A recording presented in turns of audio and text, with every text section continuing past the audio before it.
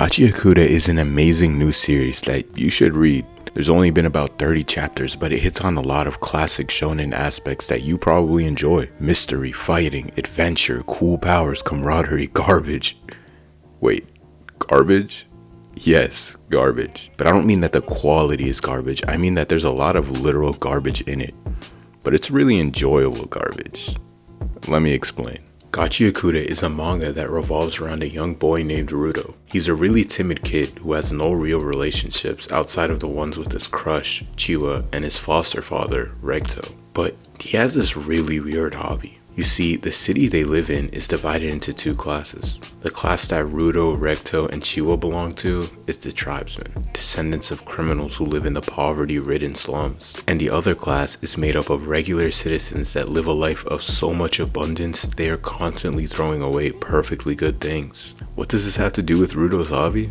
This guy dumpster dives. Yeah, he's constantly going through citizens' trash to find whatever items he deems valuable. He does it for two reasons. One is to pay back Ruto by selling the items, since Recto raised him from childhood and is constantly caring for his wounds. The other is because he sees himself in these objects, because he feels like he was thrown away by his own parents. But one day, his life takes a turn for the worse. While he's running home, he accidentally runs into a mysterious figure coming from the direction of his home. There's an ominous air surrounding him, but Ruto ignores it and continues home. Ruto opens the door, expecting his father to give him that warm welcome that he usually does.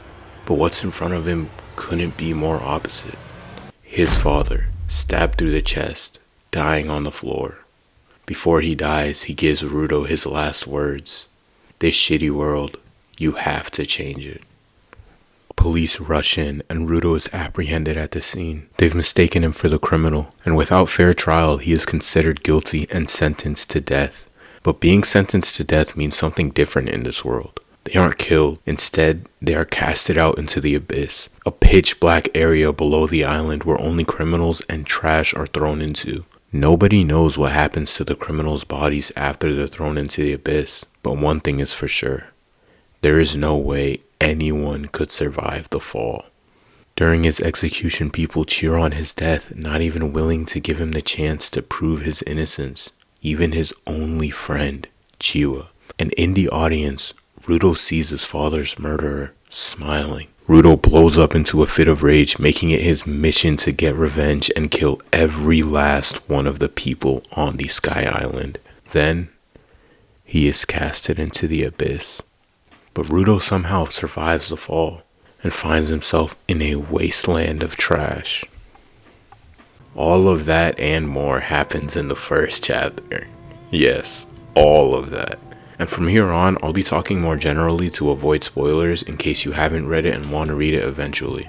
So, the first thing I want to talk about is world building. Gachi Akuda, after the first chapter, takes place on the surface, below the abyss. The reader is led to believe that there's nothing there but a barren wasteland, but that's actually not true. The surface is filled with mystery and intrigue. There are monsters, cities, cultures, and most importantly, other people. On the surface, there are regular people, and then there are people called givers, who have special weapons called Jinki that give them amazing powers. Some givers join the janitors, a group of people made up of both normal people and givers that work to defend cities from monsters. Others join the Vandals, a group of bandits made up of only givers. The story revolves around Ruto exploring the world below, trying to find a way to get back to heaven and get his revenge. And the author does a really great job of setting up questions about the world. How is there an island floating in the air? What are the Vandals' motives? Why are the janitors split into two groups? Why is this dude sucking on a pacifier?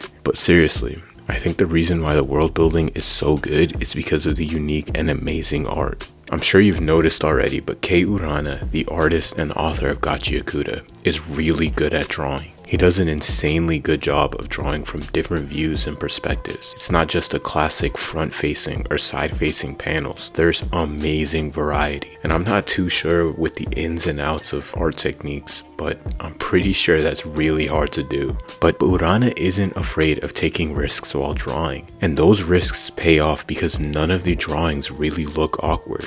And it's not just perspectives and poses he's good at, it's also the consistent, amazing double page spreads he delivers. From terrifying, ginormous monsters to desert wastelands to beautiful scenery, he really does it all. Honestly, it just seems like he's flexing on the reader every single chapter. Also, I'm sure you could tell, but the art has a really unique feel to it. It's almost like a street comic, and the artist knows that. I mean, there's graffiti in the backgrounds of a lot of panels, and it's really creative. Like, what drugs do you have to take to come up with this? Urana's impressive art style also translates to his characters really well. He's extremely talented at drawing the emotions the characters are feeling. You don't even need to know the context of this scene to know that Ruto is feeling guilt at this time, or that this character is descending into insanity. But by far the best artistic aspect of this series is probably the character designs. I can say with 100% certainty that Gachi Akuda has the most stylish character designs of any manga I've ever read. Like I said earlier, Gachi Akuda has a very street art style. And damn, it translates so well to the characters. But the author doesn't just draw characters cool for the sake of drawing them cool. He does a really great job of having their designs represent who they are as people. Let's take, for example, Recto. His baggy clothing, sweaters, and scarf just emanate warmth. You can tell just by looking at him that he's about to spit the wisest bar you've ever heard in your life. You can tell by his hair and dirty clothing that he doesn't really care about materialistic things or how good he looks to other people. Or as another example, Engine. His earrings, wild hair, and tattoos tell you that he's generally not a rule follower and is pretty free-spirited. He has a fun side of him. But the open coat and way he carries himself tells you that he's strong and a pretty reliable guy. Kind of like a fun older brother. Even Ruto is a good character. I'll be honest and tell you that there's only been about 30 chapters, so none of the characters have much depth to them, but so far they've been handled pretty well. Ruto is a timid character, but when he gets serious, it's pretty exciting. Especially with the way his powers work, it makes for some of the most interesting fights. I can't go too in depth, but in a recent chapter he uses a keyboard. Yeah, you heard that right, a keyboard to kill a monster, then flicks off its dead body. Which MC do you know that's doing that?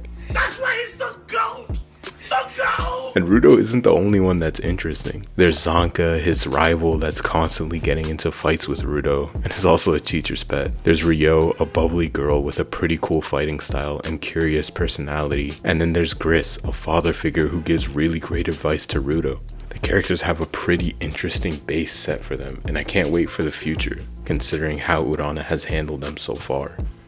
Ultimately, I think what makes a series great is how well the themes and conflicts are set up and paid off, and so far it's been good. I mean, we've only had one major conflict to go off of, which I won't explain in detail, but it was actually pretty hype considering it only had about 2 chapters of build-up. Ruto showed a really driven side of him. I also think that the way Jinki are set up makes for interesting backstories. You see, the way someone gets a Jinki is by valuing an item a lot. Sometimes it can be an item inherited by someone who passed away. Other times it can just be an item that has been through a lot with the user.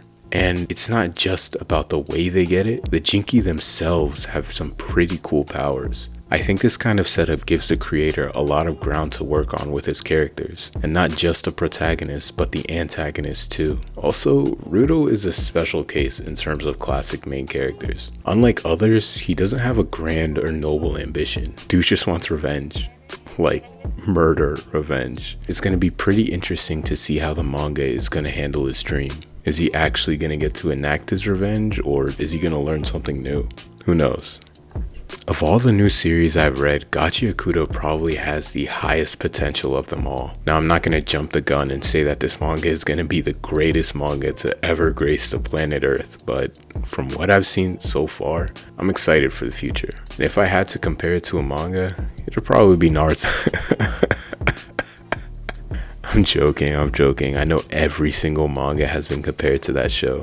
In all seriousness, I think it's a bit too early to compare it to another series. Manga right now is heading into it's probably going to be its first long form arc, and it's going to be interesting to see how Urana is going to handle it. I have to say though, the manga is definitely worth keeping in mind, and you want to invest now while the stocks are low. I have a feeling that the next couple of months is going to be a make or break moment.